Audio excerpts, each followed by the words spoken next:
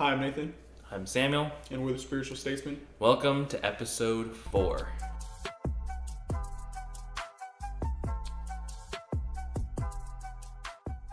So today we want to talk about mainly the division that political parties bring to America, but also the different types of, whether it's protests, arguments, riots, but just the amount of clashing that America's faced in the past, couple decades simply because of political parties, elections, and just the ideologies behind them and what they truly mean behind it.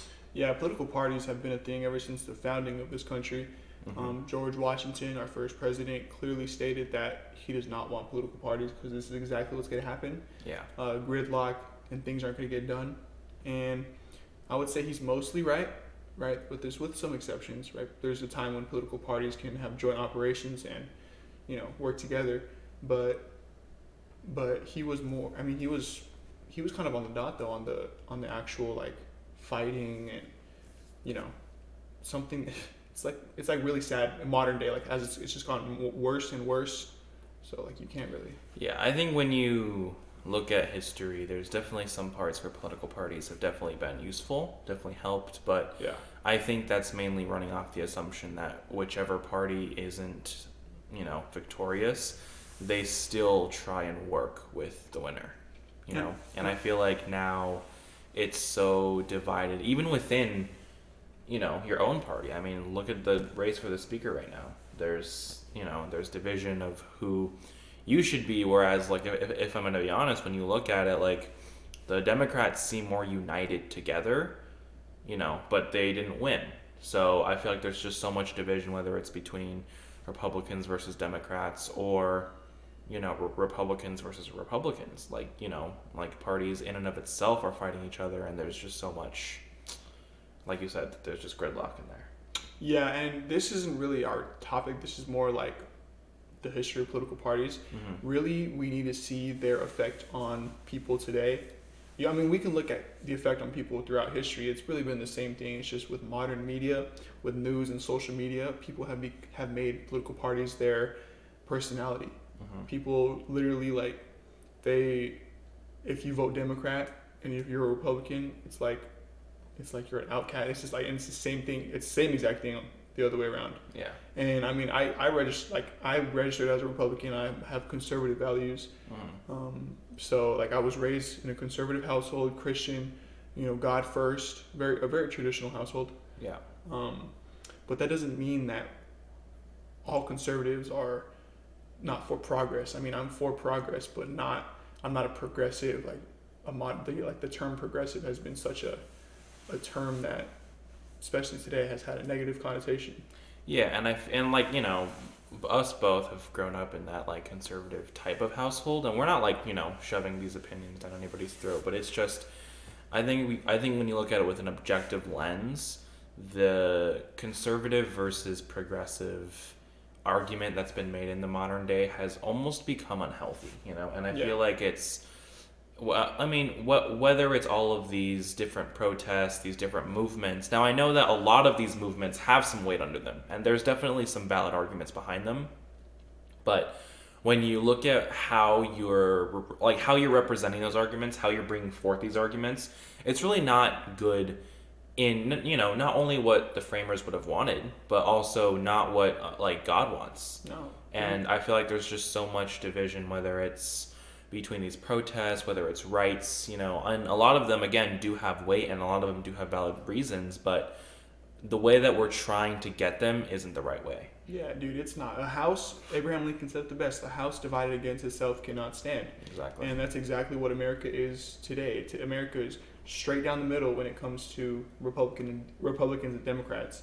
And last time we've seen this, what happened, dude? It was a civil war, and that literally just tore our country apart. But even look at the foreign, America's international and foreign relations. You got China, you got Russia, you have Turkey, you have Iran, you have all these countries that are enemies of America, literally like hoping that America is doing what it does now. It's like we're so divided against each other, we don't even understand the true enemy at hand. Yeah. And that is going to be our downfall. That's what I think, and that's what I believe genuinely, that that right there will kill us. Yeah, and I think it's almost in a way like this is Satan's work, and I feel like it's almost become like successful at this point where it's like, I feel like wherever there isn't God, that's where Satan likes to strike. Yeah. Because you're weak. Exactly. And so because there are so many points right now in America where there isn't God, he's striking.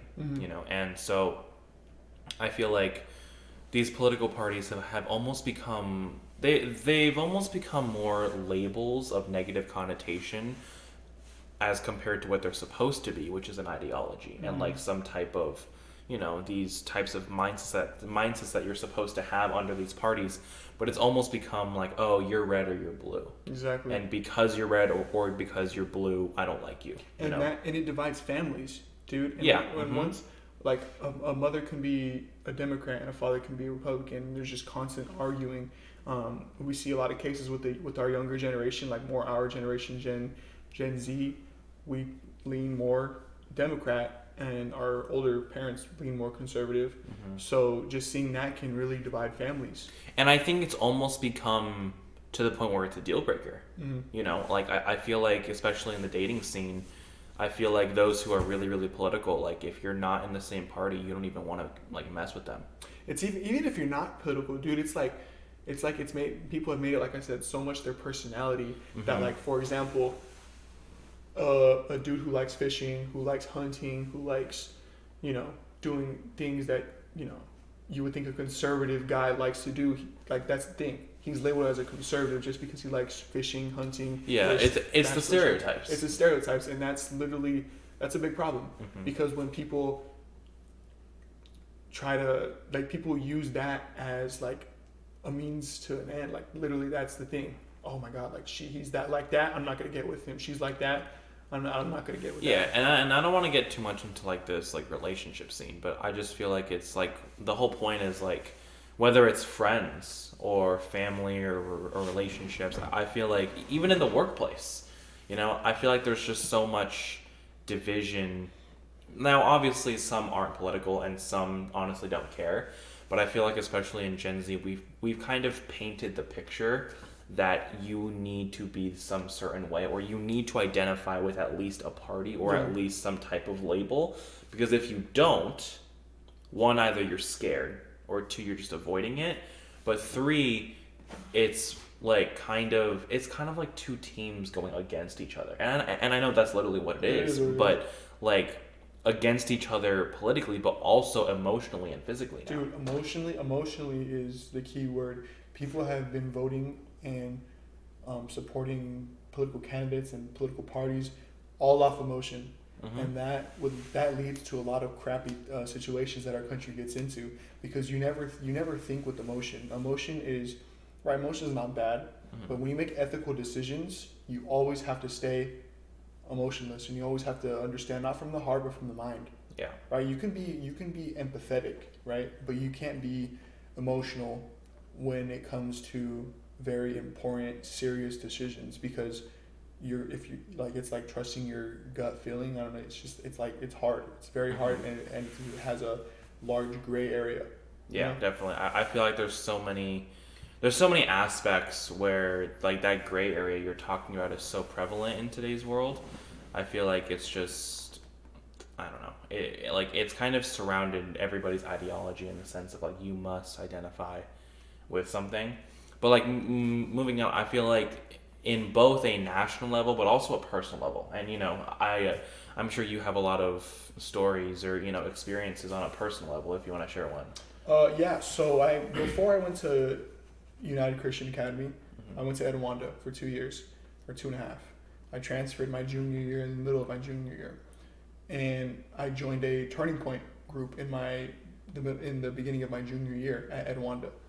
And this group, if you don't know what it is, it's ran by a man named Charlie Kirk, and Charlie Kirk actually is like the founder of, like, obviously the founder of this group, but he's a Republican talk show host who is a very big name to both Republicans and Democrats. He goes to colleges and explains a lot of the Republican ideals many people, many college students go up to him and disagree with him. He has videos all up on it. Very smart guy, right? But a lot of enemies. Yeah. And when it came to Etiwanda in general, Etiwanda is not a very Rancho Cucamonga in general. The city of Rancho Cucamonga is not a very densely populated area of Democrats. Like it's a lot of it is Republican based if you look at like the geographics and the demographics. But there was a lot of problems because during that time, it was in 2021 to 2022. That was the year they were thinking about mandating vaccines on us in the school. And if you knew me, I wouldn't let that slide for me or my family. Yeah. So I wanted to find a way to try to fight back, and that's when I joined the group. And that's when they were also mandating masks on us. And if we even took them off a little bit, they would send us to detention. Yet, meanwhile, like, even if that was if we believed that masks don't work, or if we believed that, like, there's no point in having us, like, they would literally, like, it wouldn't matter. But at the same time, they would have LGBTQ flags in their room. They would have pride flags. They would have, my teacher junior year had a poster of Obama in his room. Like, very political, obviously, even though they're supposed to be unbiased. I was taught, you know what critical race theory is? Yeah. I was taught critical race theory my sophomore year without even knowing it during COVID.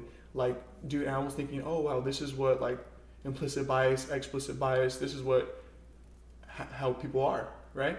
Yeah, and I feel like when you get into the statistics, now I like how you mentioned bias. I actually want to talk about it when we go to like the national level, but I feel like for me personally, like, I didn't grow up in a public school, and I know that you did, so I know that we have differences there. And so I feel like because I was in a private Christian school, a lot of them tend to be conservative, and so there wasn't that much of a clash. But I feel like between the students, and I know that you definitely experienced this when you actually transferred over, but between the students, and not only at private schools, but now we're like, that I'm in a public college, like, the amount of clash between students there are and the ideologies between them, I feel like there's, especially on a college campus, you're able to definitely express yourself a lot more because there's not as many restrictions. But definitely, like, even the people that I'm closer with, or even the people that, that I'm acquainted with, they definitely have different ideologies than me. And like, no, we don't talk about them, and no, we don't. Like, yes, like, we just respect each other, like there's no argument to be had.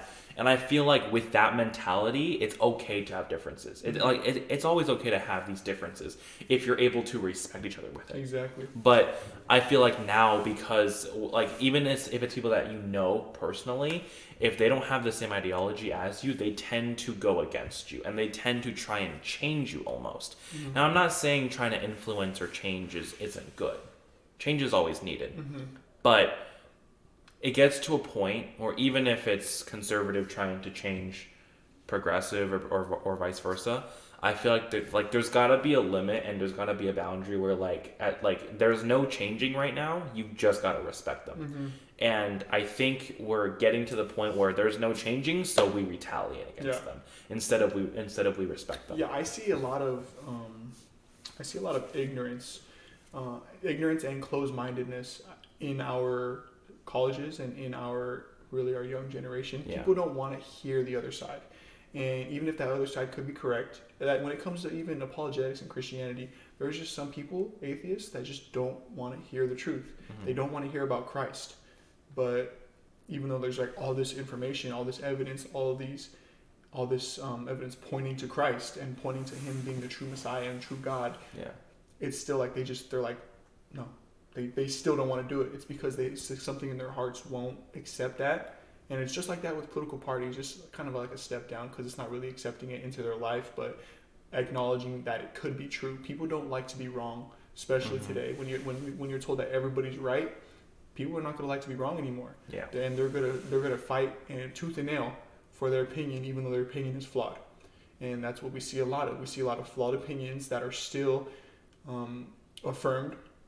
They're like, these flawed opinions are affirmed, right? You think you're a female and you're a guy, like, you're a female, right? According to this thing. So like even like that, ignorance is affirmed, ignorance is justified, and ignorance is celebrated. Yeah, and I like how you say that it's celebrated because it is. I feel like there's almost a point where like a lot of these progressive movements initially were fighting for recognition, but now they're almost fighting for ignorance. And you know, I think a lot of people aren't gonna like what I'm gonna say, but like when there's these movements, they would much rather you be ignorant to them than you actually fight against them because it's more peaceful that way, and then they get what they want, you know. And so I feel like in a sense, it's a good thing and a bad thing. I feel like when you are ignorant, those protests and those movements definitely have a form of change. It just depends on what that change is, you know. And so I feel like a lot, especially in this recent decade, a lot of that change has not been positive. No. Now, before, there has been very positive change. I feel like definitely in the 1900s and early 2000s, a lot of change was good. And we definitely progressed in a good way. Except I feel like now we're taking kind of almost we're digressing. We're digressing. Yeah, we're and digressing. Almost a different stance on politics. Yeah. I feel like in like the 1960s, you were to think of politics, you think of the government, and you think of the actions that we're taking, you know, governmentally, state, local, federal, whatever it is. And now it's anything but that. It's exactly if you're gay or if you're straight, if you support abortion or not. Yeah. If you think COVID is a hoax, that's political. Which really none of it in theory has to do with government. It more has to do with control and power. Yes. And so now I want to move on to the national level. I feel like there's really only two parties. You know, like yes, there's the greenhouse, there's all these, you know, but the I would say even I think it's 99.7% of Americans are Republican or Democrat. You know, and so when you register to vote, which I just did, you know, like a month ago when I turned 18, it's really just those two options. They give you the other ones, but it, like, you know one or the other, or you're neutral, you know. And so I feel like neutral almost has, I don't know, what are your feelings on neutral? Like independent? Yeah. So I believe that everyone or most people want to say they're independent. Yes, but I agree. Everyone has a bias. Everybody has their own agenda. Some people that agenda is positive and a force for good. Yeah, definitely. A lot of people it's selfish. People identify. The root is people identify from their political party because it benefits them, right? You see younger people that they don't work a lot, right? They don't get paid, so they're going to want money. They're going to want handouts, so they're going to support the Liberal Party, the Democratic Party. But on the other side of the coin, you look at people struggling with EBTs, like it's hard, right? Yeah. But they're also going to support the Democratic Party because that's what the Democrats claim. They think that the Democrats claim that they're for the lower class and the middle class, which, you know, looking at the inflation right now, it's not. It's been killing our middle class and our lower class and making our upper class even richer. That's communism 101, but that's a whole other story. That's a whole other topic. But yeah, dude, that's saying you're independent, I would say, is saying you are willingly ignorant. I'm not saying you're ignorant. I'm saying it's almost like you're cheating yourself on your own mindset. Like you can't deny that you have a belief, whether that could be Democrat or Republican. It's either yes or no. And I almost think people are viewing independent or neutral now these days as I have ideas in both. And that's totally valid. Like, I know a lot of people who have conservative but also progressive values. I would actually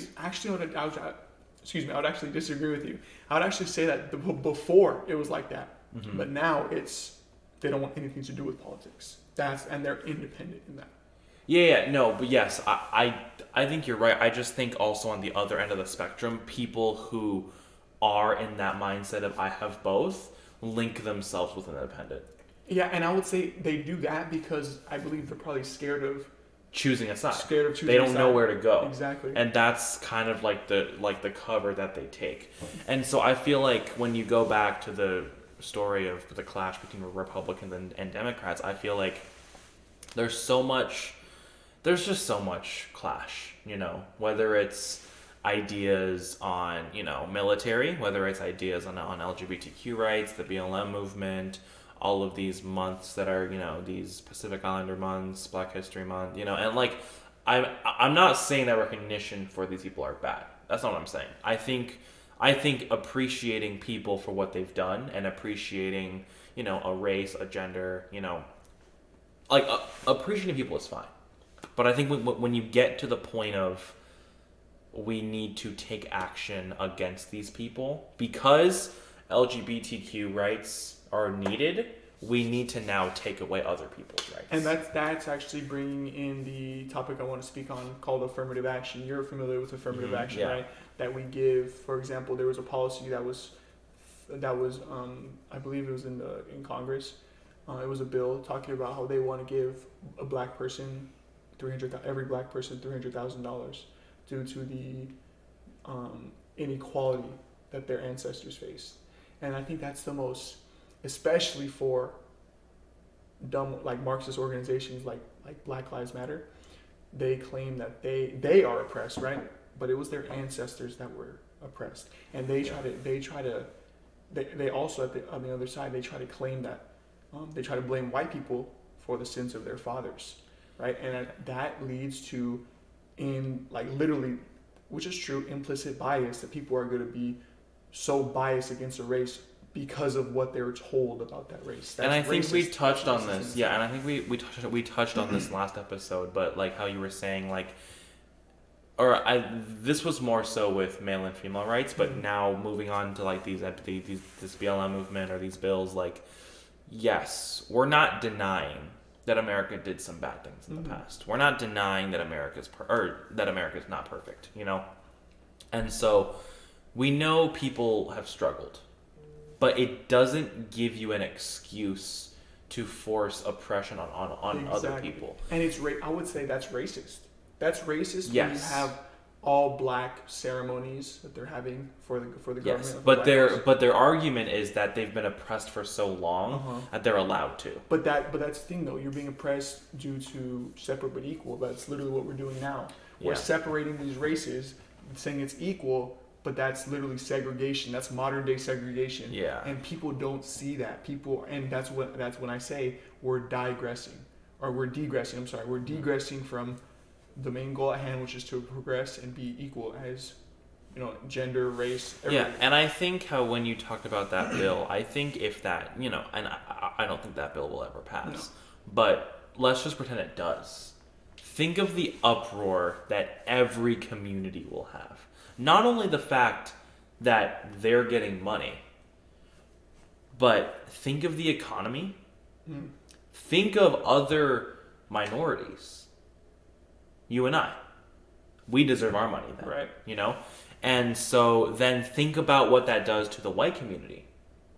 Now they're the ones that are oppressed. And people are good, but those who support it, right? I'm not saying the black people, because it's a lot of people. It is. It's a lot. And I would even argue a lot of white people. Exactly. But those people, I would say, respectfully, they're ignorant. They're ignorant to the truth, and they base it off of emotions, and they base it off of selfishness, selfish desires.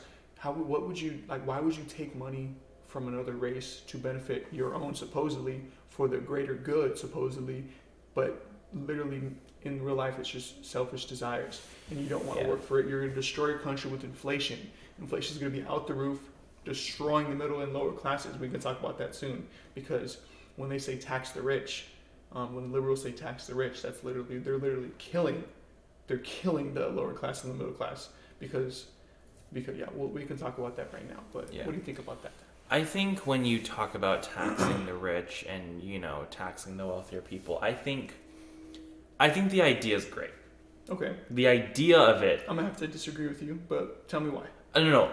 I'm not saying I agree with it. I think the idea in a perfect world is a good thing. So a socialist policy. And like you said, in a perfect world, I actually do agree with you on that. Yeah, no. But I'm saying because of this world, I think it's horrible. In a perfect world, a socialist policy or more communism, taking money away from the rich, supposedly, and giving it to the And poor. yes, it's a good that concept. Work because everybody's going to work equally. Everyone's going to give what they need. Now, jump back to reality. Now, that's not going to happen. It's not going to happen. People are going to take advantage of the system. People are going to be selfish. People aren't going to work, and they're going to get money. Exactly. Thus, meaning communism doesn't work. There's also going to be totalitarian dictators that take advantage of the communist system. Look at Fidel Castro in Cuba. Look at Mao Zedong in China. Look at I think there's so many examples to where it doesn't work, and it's so obvious that it doesn't work. But I feel like there's so many like the whole concept of taxing the wealthy and taking that money to help the lower class and middle class. The idea is fine. The idea in a perfect world it would work. Okay. But it's not gonna work. It's not. Because in reality, that money doesn't really go to lower or middle class, and even if it does, it puts the mindset in their head that work is no longer needed. And that's the thing. It puts the mindset in their head that work is no longer needed and that they're going to be bailed out. Also, it makes it harder for them. Now, let me explain why. When you tax the rich control the prices, like of consumer goods, of consumer items. You tax the rich, you're going to make them pay more money, supposedly, right? You tax the rich, you also give them more power. And you give them more power because they can raise their prices. Exactly. When they raise their prices, inflation is going to go up, right? But we argue for minimum wage, but inflation always outpaces wages. Inflation will always outpace wages, and it will never not outpace wages. The cost of living is going to therefore rise, thus killing the middle and the lower classes, destroying them, hurting them, putting them on EBT, and making them dependent on our government, which is not what we want to do. Yeah, definitely. I feel like when you even think about it, like just take a minute of your time to even think about it, it just doesn't make sense. No. Because if you were to bail them out, let's just say that it does happen. You were to bail them out. There's no incentive to keep working. No. We need workers. Now, the people that are wealthy, they're a very, very vital part to our economy. Mm-hmm. They're the ones who own the businesses. But the lower middle class are also very vital. Because without workers, you don't have. There's nothing. And like I think the best example is the pencil factory. I'm not sure if you've heard of this. You have an owner who has a business. It's a pencil factory business, right? You have the lead, you have the wood, and you have workers putting it in the pencil every single day. But if you were a factory worker and you were to get fired, you take no risk. Mm-hmm. You don't have any of the risk. All of the risk is with that owner, right? If this company doesn't work, you just don't have a job. You can go find another job. That man loses everything.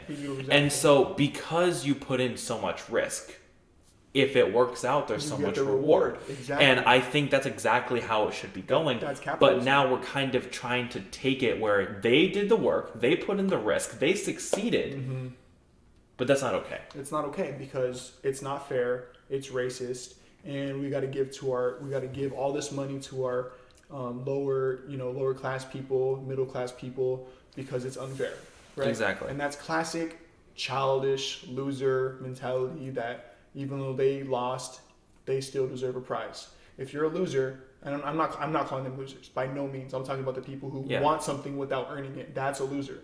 People who want something without earning it, that's a loser mentality. They don't deserve any reward because they won't put in the work. Those who put in the work every single day, the lower class and the middle class, who are fighting for their families, who are going to feed their families every day, I understand that's hard.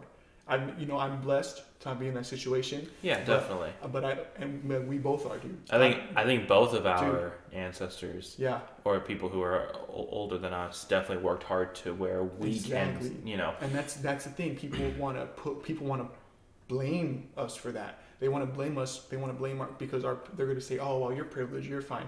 Our parents worked their butts off, so we can get to where we are. Yeah, I actually had a conversation yesterday about how there's I'm not sure exactly where you're from, but I know that I'm from China, but also specific parts of these cultures, like there is no day off, right? And so even the thought of a vacation day, or even the thought of Sundays off, or even the thought of weekends off, it's not even known to those cultures because they know if they take a day off, their store, their shop, whatever they're selling, they tell the customers, we're not working today. they're going to go somewhere else. They lose their business. And so like you almost never see someone be like, oh, I'm going to sleep somewhere else tonight. I'm going to go to a hotel. Because you got to get back to your house because at 5 a.m. the next day, you're opening up shop. Exactly. And that's the hard work that a lot of people have put in for us to be in this situation. And, you know, we're both very, very fortunate. I'm not denying that at all. But it's like almost, I feel like we both have an obligation. Exactly. And that's biblical too. I'm sorry, I don't want to cut you off. No, you're good. But it says in the Bible, dude, to whom much was given, much will be expected. Exactly. If you're given a lot, if you're given all this, you've got to keep have going. an obligation to pass it down, to give even more, give it tenfold to your children. Exactly. Make sure they don't have to work as hard as you do, and their children will our children's children will make sure they don't have to work as hard as they do. That's how you grow society, and that's how you prosper. Exactly. But people are taking that the wrong way. People are saying, okay, well, my dad and mom worked hard for me, so I won't have to work hard. I'll be okay. Exactly. That is the problem. But then that is when you start the culture of laziness, you know? And so I want to, let's shift back to the clash between political parties. Like the last topic that I want to touch on is how you mentioned bias earlier. I feel like this might not be too related to the clash, but more so towards what media is producing, which ultimately ends up in blind views, which ultimately ends up in more clash. When you go to statistics in politics, a lot of them are skewed. A lot of them. And I feel like a lot of it is because of surveys. And so now there's 3 types of bias, and you might not know too much about it, but there's selection bias, there's response and non-response bias. Okay. And so selection bias is very easy to understand. It's the fact that you choose a specific amount of people that will give you answers to what you want. Yeah. Right? Okay. Like say you have a political, or say you have CNN, Fox, you know, any news media outlet that is giving out a survey, right? They ask 100 Republicans.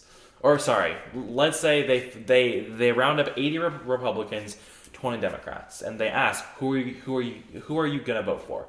And the next day they release 80% of Americans are gonna vote Republican. It's selection bias, right? Then there's response bias, which is when you ask a question, right? So for example, I say, okay, let's just give an example of 21. This isn't true at all, but 21% of trash in the ocean comes from Republicans, right? And then 79% of trash in the ocean comes from Democrats. What are you going to vote for? You're going to vote for the Republicans. Exactly, because the question makes you give a response that won't make you look bad, right? That's response bias. Now we go to non-response bias. Basically, they ask you overly personal questions, or they reach only people. Okay. Like, for example, say a university wants a survey done, right? And they send it out to their alumni, right? And the survey's on the average income of that college's alumni, right? And so naturally, the people who are more successful give back to their college. People who aren't don't have a connection to their college anymore. And so when you send out a survey, you get no responses, a non-response bias from people who aren't. And so they say, oh, our average income is $160,000. Okay. Yes, it is. Out of the people who actually responded to you. And so there's these 3 biases. Now, I don't want to get too statistical here, but there's these 3 biases that you have.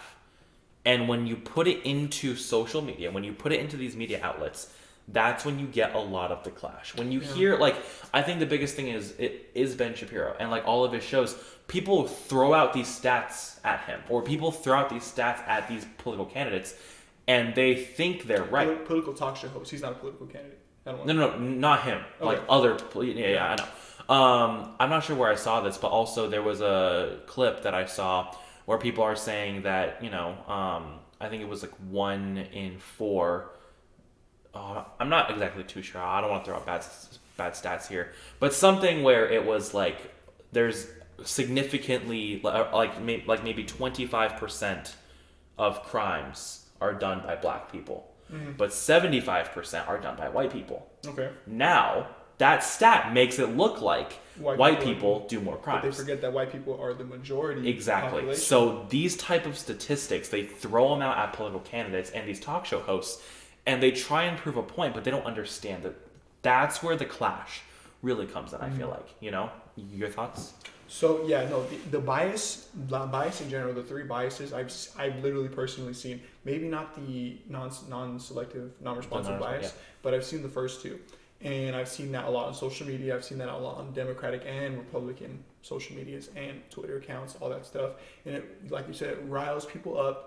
Those who don't want to do their own research, those who just see one source and they're going to put all their faith in one source because they're too lazy, they're too ignorant, or they're too dumb to understand that that source could be wrong.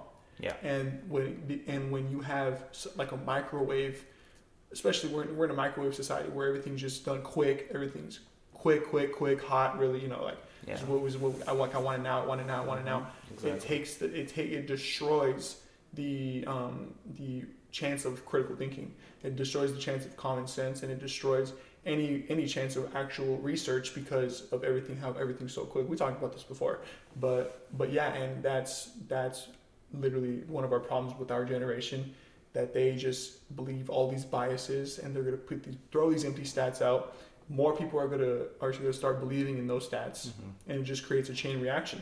Yeah, you couldn't have said it better. I feel like as we conclude, everything, I feel like whether it's statistics, whether it's, these ideas, whether it's protests, the clash is imminent. Mm-hmm. Like, no matter what, it's gonna happen. And I honestly don't see in our lifetime, I could be wrong, but I don't see in our lifetime where things go back to where it was. Where things go back to where it's peaceful again. Yeah, we're already in deep waters. We're so past that, and I feel like things can definitely change. Things can definitely be compromised, but in a different way. Yeah. I don't know what it is, but it'll change in a different way. And whether that's good or bad, we have no idea. But all I'm saying is the clash has got to stop, and it's got to be replaced with something that ultimately ends in a happy ending. Do you know what that usually is? What? We see this in America all the time. It's a common enemy, which isn't good. It's not good. When we go to war, World War I, World War II, America was united. Now like World War III, which is going to happen, the Bible says it's going to happen, World War III, Gog and Magog. The USA might not even be there to be united because we're so divided against itself that we could be destroyed. But we're going to destroy each other. A common enemy, though, is one thing that really would unite us if we were America 10, 20 years ago. Now, I don't think that's the case. And that's what you're right by saying, well, we don't know what is going to unite us. There's literally nothing we can think of that people can actually agree on. It's gotta be a fatal event. Mm-hmm. I don't think we've been more united after 9/11. Mm-hmm. Yeah, there hasn't been anything. And that's the worst part, is that we don't realize how united we need to be until something bad happens to us. Remember we talked about this, dude, and it's like, it's so sad, but that's how humans are. They got to get slapped in the face for them to actually understand. It's like a punch in the face, like get into reality, And so, I'm just hoping eventually we learn from this. Mm-hmm. Like we learn, hey, let's stay united. Yeah. But let's go to reality. We need that slap in the face sometimes. Yeah.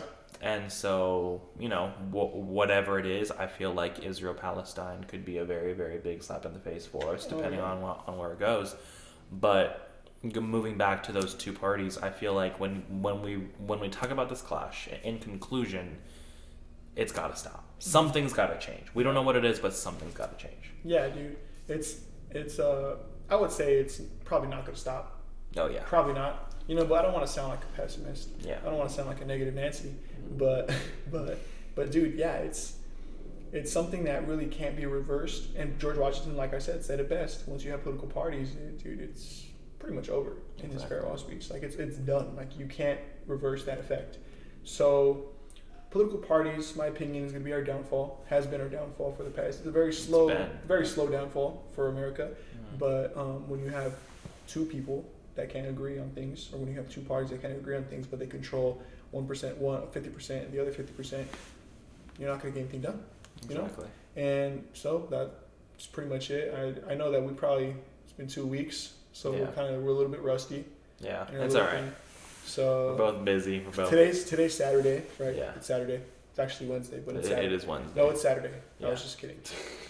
But All right, but yeah, we'll try and get a better schedule going. But Definitely. for now, thank you guys for watching. Thank you Thank for you. listening in, and see you guys next time. peace.